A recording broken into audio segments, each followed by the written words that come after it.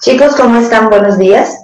Hoy voy a hacerles una pequeña clase de célula para que podamos trabajar la guía que tenemos en el libro, podamos desarrollarla. La idea es que podamos trabajar un repasito de célula. Cualquier cosa me escriben si tienen dudas y estamos atentos. Bueno, vamos a hablar entonces hoy acerca de la célula. Nos decían a nosotros qué es eso de la célula. La célula es la partícula mínima e indivisible de todo ser vivo. Cuando hablamos nosotros de la célula, decimos que todos los organismos vivos están formados por células. A nivel macro, entonces decimos que la célula se une para formar tejidos. Los tejidos se unen para formar órganos. Los órganos se unen para formar sistemas. Y los sistemas se unen para formar individuos. Los individuos se unen para formar poblaciones. Las poblaciones se unen para formar comunidades. Y las comunidades, en relación con el medio ambiente, se unen para formar ecosistemas. Ahora tenemos que a nivel micro, podemos decir nosotros que las células están formadas por moléculas. Y las moléculas a su vez están formadas por átomos. Listo. Pero ahora vamos a hablar de lo que más nos interesa en este momento, que es la célula. Recordemos que la célula entonces es la partícula mínima e indivisible de cada ser vivo. Cuando nosotros hablamos de la célula, tenemos tres conceptos claros que tenemos que manejar. La célula, siempre, todo ser vivo está formado por células.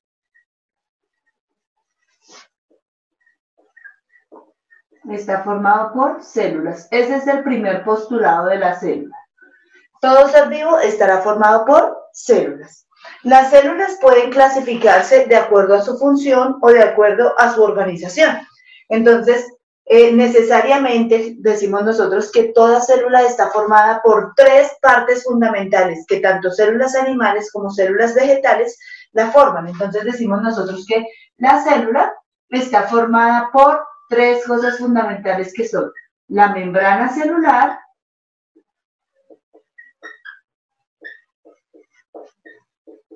el núcleo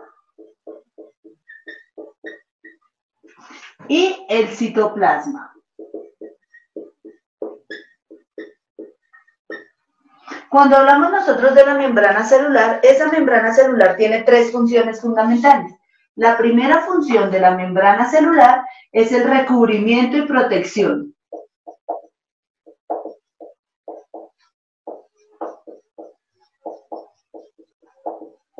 Además del recubrimiento y la protección que hace la membrana celular, también se encarga del transporte de sustancias.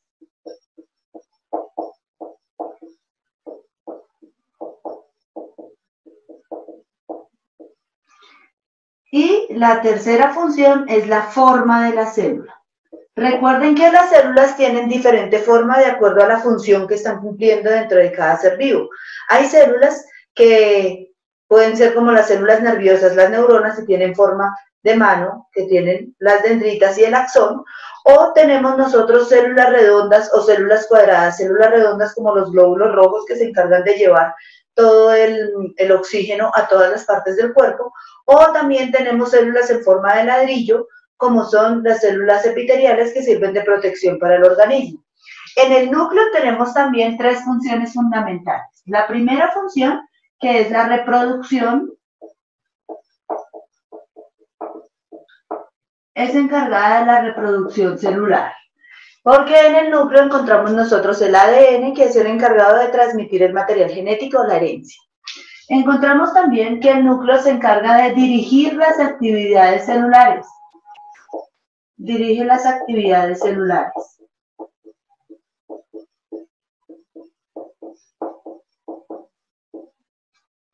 Y se encarga de orientar los procesos o reacciones químicas que ocurren dentro de la célula.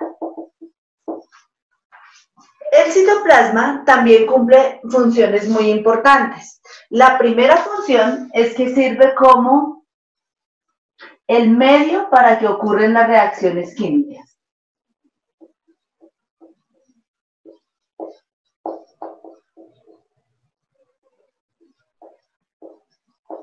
También podemos decir nosotros que el citoplasma se encarga de alojar a los demás organelos celulares.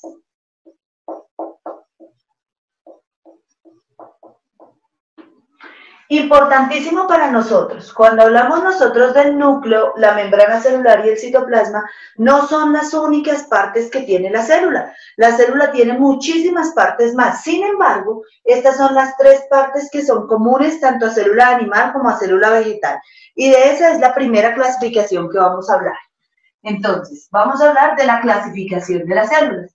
Las células se pueden clasificar en células eucariotas y células procariotas. Entonces vamos a hablar de la clasificación de las células.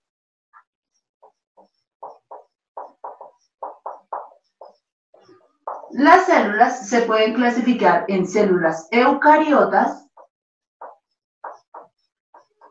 y células procariotas. ¿Cuál es la diferencia? Las células eucariotas son propias de organismos desarrollados.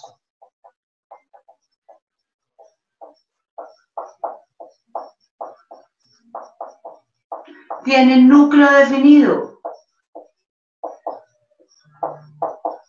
Es decir, que tienen membrana nuclear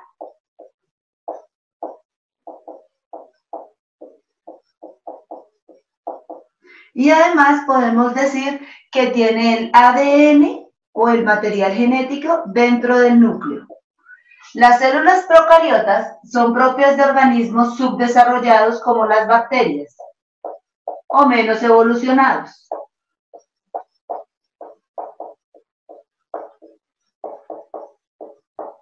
También decimos que no tiene núcleo definido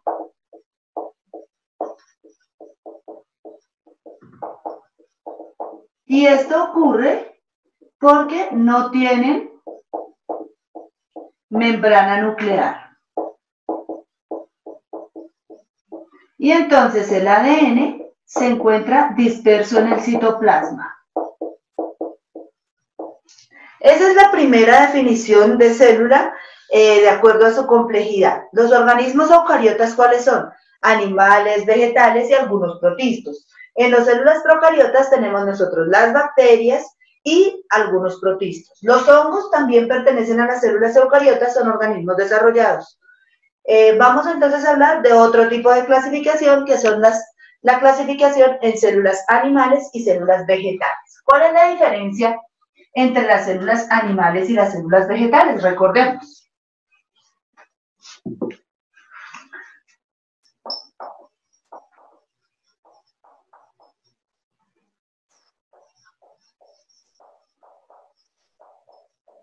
Las células animales se caracterizan porque tienen esas tres partes fundamentales, que son el núcleo, que se encargaba de la reproducción celular y de dar las órdenes a toda la célula. Tenemos nosotros la membrana celular, que se encargaba de la protección de la célula, de dar la forma y del transporte a través de la membrana. Y también hablamos nosotros del citoplasma. Decíamos que el citoplasma es el medio en el cual se alojan los demás organelos celulares. Entonces voy a hablar de cuáles organelos celulares. Dentro del citoplasma encontramos diferentes organelos celulares, por ejemplo la mitocondria, que la mitocondria es la que se encarga de la obtención de energía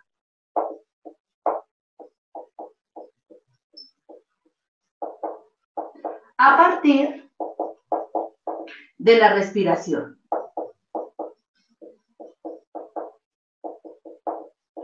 Encontramos nosotros también los ribosomas.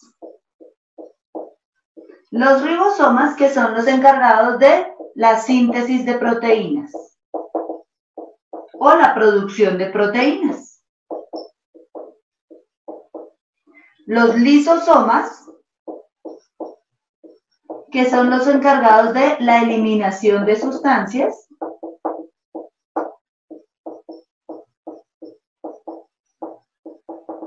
en el cuerpo, en la célula, encontramos nosotros también el retículo endoplasmático,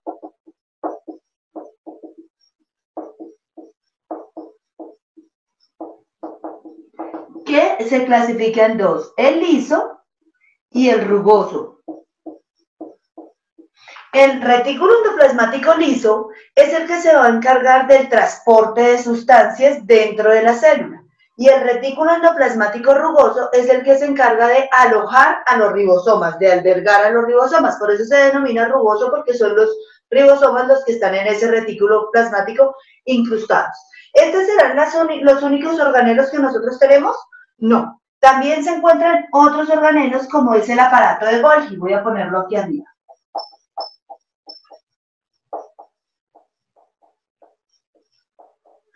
Que se encarga de la producción de sustancias,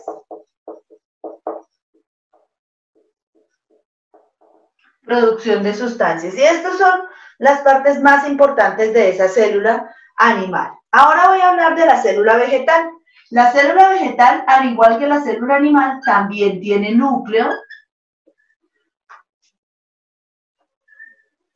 También encontramos nosotros que tiene membrana celular.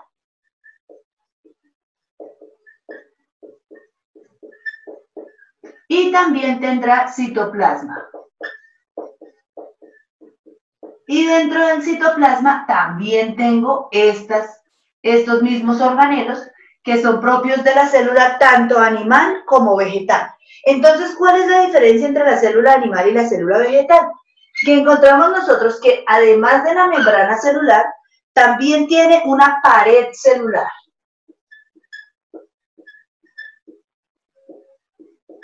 Y la pared celular es la encargada de darle el recubrimiento, de mantenerla con protección, y encontramos que en las células vegetales esa pared celular está formada de una sustancia que se llama celulosa. La celulosa es la que le da la rigidez e impermeabilidad a la planta, por eso cuando nosotros cortamos una rama o una hoja suena crocante. En los hongos está formado de otra sustancia que se llama la quitina, y esa quitina hace que sean como resbalosos. Esa es la propiedad de la pared celular. Entonces la pared celular le da impermeabilidad y le da forma y protección.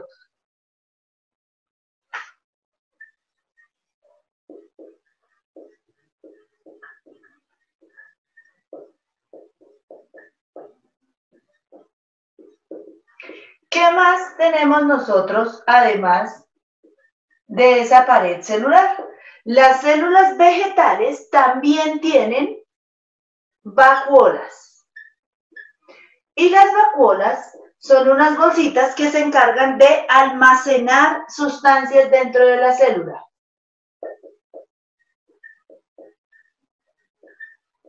Y por último, también encontramos los cloroplastos.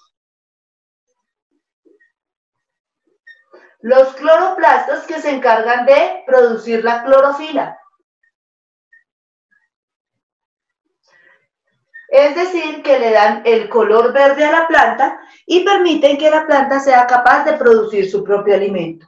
Recuerden que los organismos pueden clasificarse en dos tipos: organismos autótrofos y organismos heterótrofos. Los autótrofos son los organismos capaces de producir su propio alimento y los heterótrofos no son capaces de consumir su propio alimento. Entonces nosotros somos heterótrofos y los hongos también son heterótrofos. Uy, profe, ¿cómo así que los heterótrofos los hongos? Claro que sí. ¿Por qué? Porque los hongos se alimentan de medios en descomposición. Entonces, además de ser heterótrofos que se alimentan de otros, también se denominan organismos saprófitos, que se alimentan de sustancias en descomposición. Bueno, ya hablamos nosotros de esa clasificación según sus partes en célula animal y célula vegetal. Pero no es la única clasificación. También podemos clasificar las células en células somáticas y células sexuales.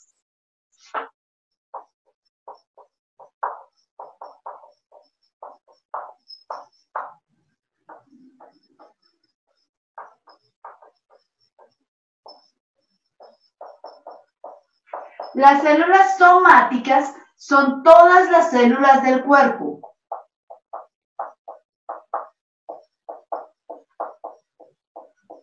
Diferentes a las células sexuales. ¿Y cuáles son las células sexuales? Las células sexuales son únicamente los gametos. Las células somáticas se van a representar como 2N y las sexuales como N. A estas se les denomina células diploides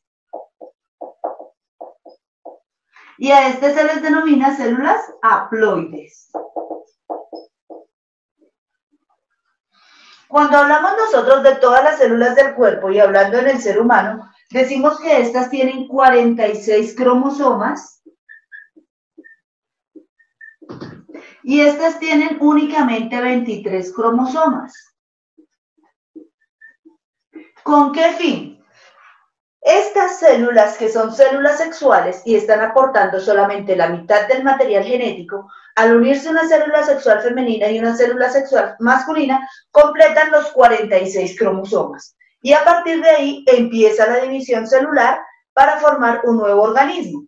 Entonces recuerden que estos son solamente los gametos, que en el caso de la mujer son óvulos y en el caso del hombre son espermatozoides.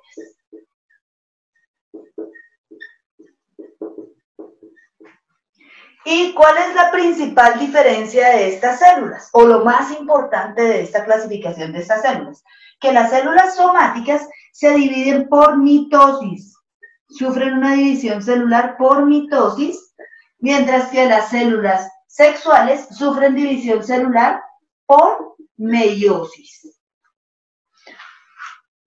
¿Cuál es la diferencia entre la mitosis y la meiosis? En la mitosis, a partir de una célula de 46 cromosomas, surgen dos células hijas de 46 cromosomas, con la misma información genética de la célula madre. En la meiosis, a partir de una célula de 46 cromosomas, surgen dos células también de 46 cromosomas. Y a eso lo llamamos la meiosis 1. Pero después de cada una de esas, van a salir dos células de 23 cromosomas y a eso se le denomina la meiosis 2. Recuerden que aquí, a partir de una célula madre de 46, surgen dos células hijas de 46 y aquí, a partir de una célula madre de 46, surgen cuatro células hijas de 23. A ese proceso se le llama la gametogénesis. Es decir, el surgimiento de los gametos. Voy a hablar específicamente de esa gametogénesis.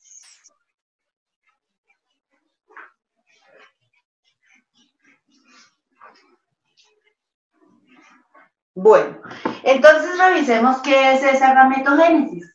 La gametogénesis, decíamos que es la producción de óvulos y de espermatozoides.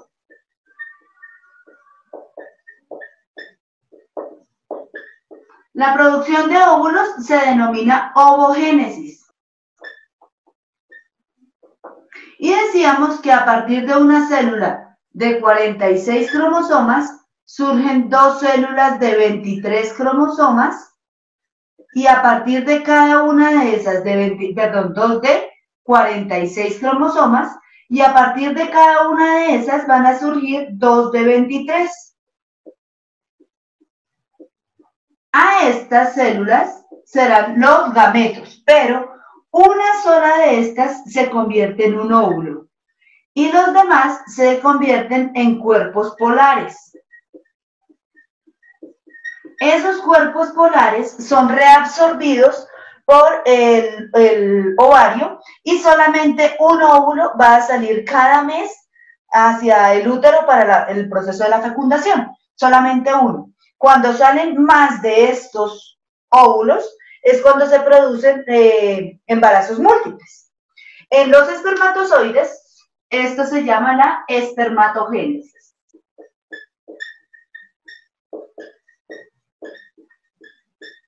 La espermatogénesis nos dice, a partir de una célula de 46 cromosomas, surgen 2 de 46 e inmediatamente después se parten y saldrán 4 células de 23. ¿Cuál es la diferencia entonces con la ovogénesis? La diferencia con la ovogénesis es que en esta sí se forman 4 espermatozoides. Y al formarse los 4 espermatozoides se pueden liberar varias veces. De hecho, cada 24 horas está ocurriendo este proceso, mientras que aquí está ocurriendo cada 28 días. Entonces, esa es la diferencia entre la espermatogénesis y la ovogénesis, el tiempo de recurrencia y las células formadas. Y entonces aquí normalmente me hacen una pregunta, me imagino que esta vez también la tienen. Cuando nosotros hablamos de la fecundación,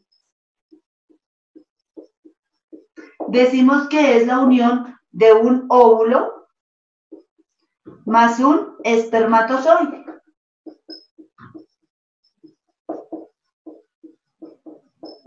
Al unirse los dos, forman una nueva célula que se llama un cigoto. El óvulo tenía 23 cromosomas, el espermatozoide tenía 23 cromosomas y el cigoto tiene 46 cromosomas. Después de que se formó el cigoto, empieza un proceso de división celular que es por mitosis, no por meiosis. ¿Por qué es por mitosis? Porque necesita formar piel, ojos, huesos, cabello. Entonces empieza a dividirse nuevamente por mitosis para que se dé un nuevo organismo. Decimos nosotros, y me voy al proceso de la fecundación nuevamente. Profe, ¿y entonces por qué se producen los gemelos? Veamos entonces aquí ese proceso de la fecundación. Tenemos nosotros ya nuestro cigoto. El cigoto se formó con un óvulo y un espermatozoide. El óvulo le suministró todos los organelos celulares. Entonces le suministró mitocondria, ribosomas, lisosomas, aparato de Golgi, retículo endoplasmático, pero el espermatozoide únicamente le suministró el material genético. Es decir, que del óvulo se utilizó todo el óvulo y del espermatozoide únicamente se utilizó el núcleo. Por eso pierden la cola al unirse y convertirse en el cigoto. Después de que ya está formado el cigoto, empieza el proceso de división celular que se da por mitosis. Entonces, a partir de una célula, surgen 2 células nuevas. Y a partir de esas 2, se empiezan a dividir. Ese proceso se llama mórula, blástula y gástrula. Es el proceso de división celular de ese cigoto en mayor número de células. ¿Qué es lo que ocurre cuando esa división celular no se dio de forma perfecta? Si no se dio de forma perfecta, ocurre que se producen los niños que son los siameses. Los niños siameses son producto de una división no perfecta y por eso nacen unidos por algún órgano. Profe, y entonces los gemelos y los trillizos, siempre un óvulo más un espermatozoide me va a producir un cigoto. Si ese cigoto se dividió y se generaron 2 nuevas células, se denominarán gemelos. Son 2 gemelos idénticos porque son productos de la unión entre un óvulo y un espermatozoide que se dividió formando 2 individuos idénticos. Si yo tengo 2 óvulos más 2 espermatozoides, se van a formar 2 individuos que son mellizos.